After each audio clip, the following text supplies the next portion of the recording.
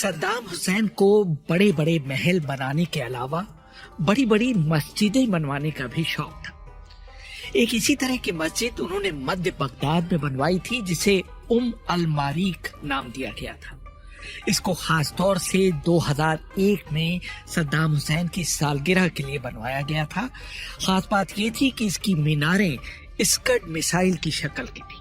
ये वही मिसाइलें थीं जिन्हें सद्दाम हुसैन ने खाड़ी युद्ध के दौरान इसराइल पर दगवाया था। ऑपरेशन डेजर्ट स्टॉर्म, जो 43 दिनों तक चला था, की याद दिलाने के लिए इन मीनारों की ऊंचाई 43 मीटर रखी गई थी। सद्दाम हुसैन की जीवनी लिखने वाले कॉन कफलिन लिखते हैं, सद्दाम की बनवाई एक मस्जिद में सद्दाम के खून से लिखी गई एक कुरान रखी हुई है। उसके सभी 605 पन्नों को लोगों को दिखाने के लिए एक शीशे के केस में रखा गया है।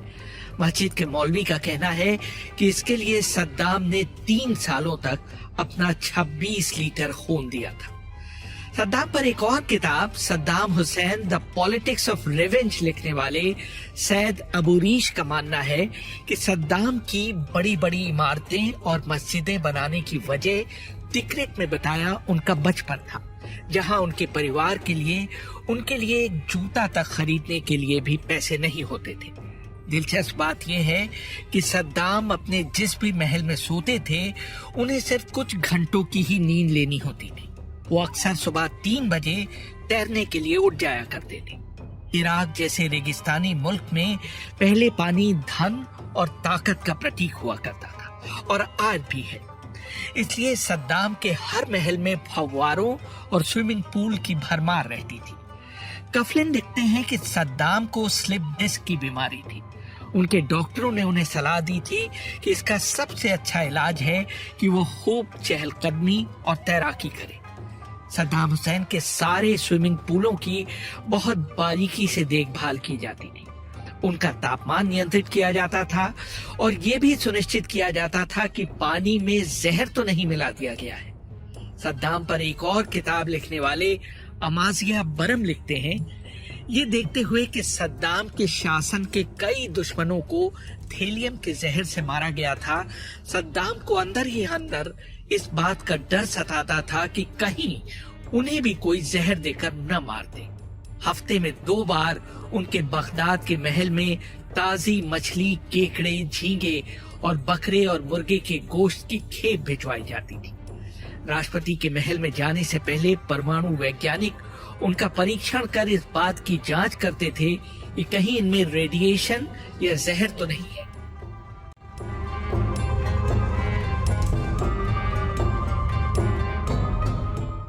किताब में लिखा है कि सद्दाम के महलों की संख्या 20 के करीब थी। उनमें कर्मचारी हर समय मौजूद रहते थे और सभी महलों में 3 वक्त का खाना बना करता था, चाहे उनमें सद्दाम रह रहे हों या नहीं। सद्दाम की कमजोरी थी कि वो हमेशा बहुत अच्छा दिखना चाहते थे, इसलिए बाद में उन्होंने परंपरागत जैतूनी रंग की सैनिक वर्दी पहनना छोड़कर सूट पहनना शुरू कर दिया था।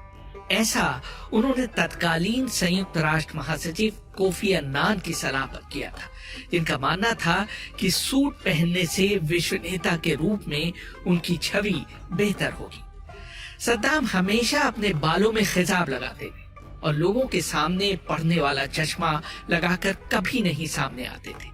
जब वो भाषण देते थे तो उनके सामने कागज पर बड़े बड़े शब्द लिखे होते थे, एक पन्ने पर सिर्फ 2 या 3 लाइनें। सद्दाम इस बात का भी ख्याल रखते थे कि चलते समय कुछ कदमों से ज्यादा उनकी फिल्म न उतारी जाए। कॉन कफलिन लिखते हैं कि सद्दाम दिन में कई बार छोटी छोटी झपकियां ले लिया करते थे।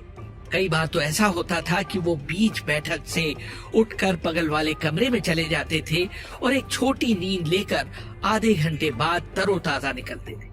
सद्दाम को टेलीविजन देखने का भी शौक था और वो लगातार CNN, BBC और अल जजीरा देखा करते थे। उन्हें रोमांचक अंग्रेजी थ्रिलर्स देखने का भी शौक था और अंग्रेजी film the day of the jackal उनकी पसंदीदा फिल्म थी। मार्च 1982 में सद्दाम पर अपने ही एक मंत्री की हत्या करवाने का आरोप लगा था। सद्दाम की जीवनी लिखने वाले कॉन कफलिन अपनी किताब सद्दाम द सीक्रेट लाइफ में लिखते हैं, सरकार ने दावा किया कि स्वास्थ्य मंत्री रियाद इब्राहिम हुसैन को मारे जाने का कारण उनका भ्रष्टाचार में लिप्त होना था। दरअसल हुआ ये था कि उन्होंने सद्दाम को ये सलाह देने की जुर्रत की थी कि वो कुछ दिनों के लिए पूर्व राष्ट्रपति अहमद हसन अल बकर को अपनी जगह राष्ट्रपति बनवा दें ताकि ईरान इराक युद्ध में युद्ध विराम के लिए बातचीत की जा सके। जब मंत्री ने ये कहा तो सद्दाम ने ऊपरी तौर पर नाराज होने का कोई आभास नहीं दिया। उन्होंने मंत्रिमंडल की बैठक स्थगित की और मंत्री को अपने साथ बगल के कमरे में आने के लिए कहा। कुछ क्षण बाद गोली चलने की आवाज सुनाई दी और सद्दाम अकेले मंत्रिमंडल की बैठक में फिर आ गए, जैसे कुछ हुआ ही ना हो। जब इराकी समाचार एजेंसी ने स्वास्थ्य मंत्री को मौत की सजा दिए जाने की खबर दी तो बताया गया कि उन्हें उन दवाओं के आयात की अनुमति देने के लिए सजा दी गई है जिसको खाने से कई मासूम इराकी मारे गए हैं। उनको गद्दार घोषित कर दिया गया। 80 के दशक के मध्य में सद्दाम ने अपने विदेश मंत्री हमीद अल जुबारी को सिर्फ इसलिए बर्खास्त कर दिया था क्योंकि उन्होंने 2 बार मंत्री को फोन किया था और उनकी तरफ से कोई जवाब नहीं मिला था। ये मानकर कि वो देर से दफ्तर पहुंचे हैं, सद्दाम ने उन्हें तुरंत उनके पद से मुक्त कर दिया था। मंत्री द्वारा ये सफाई देने के बावजूद कि वो एक प्रतिनिधिमंडल की अगवानी करने बगदाद हवाई अड्डे गए हुए थे, सद्दाम ने अपना फैसला नहीं बदला।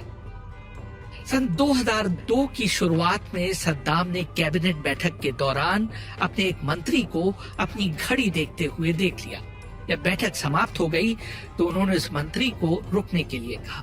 उन्होंने उनसे पूछा, क्या आपको बहुत जल्दी है?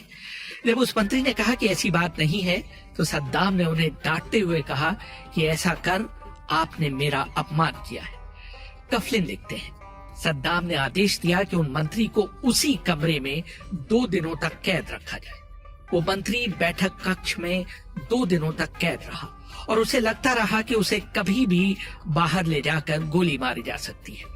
आखिर में सद्दाम ने उनके प्राण तो बख्श दिए, लेकिन उन्हें अपने पद से हाथ धोना पड़ा। जेनजेन 20 सालों तक सद्दाम का निजी अंगरक्षक था।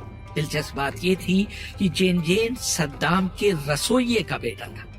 उसके बहुत सारे कामों में एक काम सद्दाम को दिए जाने वाले भोजन को खाकर देखना भी था कि कहीं इसमें जहर तो नहीं मिलाया गया था। सद्दाम का मानना था कि उनका रसोइया उनके खाने में इसलिए कभी जहर नहीं मिलाएगा क्योंकि उसके खुद के बेटे को उसे पहले चखना होता था। सद्दाम जहां और जब भी जाते उससे पहले काले शीशे वाली डमी हथियार बंद गाड़ियों का काफिला अलग अलग दिशाओं में भेजा जाता ताकि उनके संभावित हत्यारे उन्हें अपना निशाना बनाने की कोशिश करें।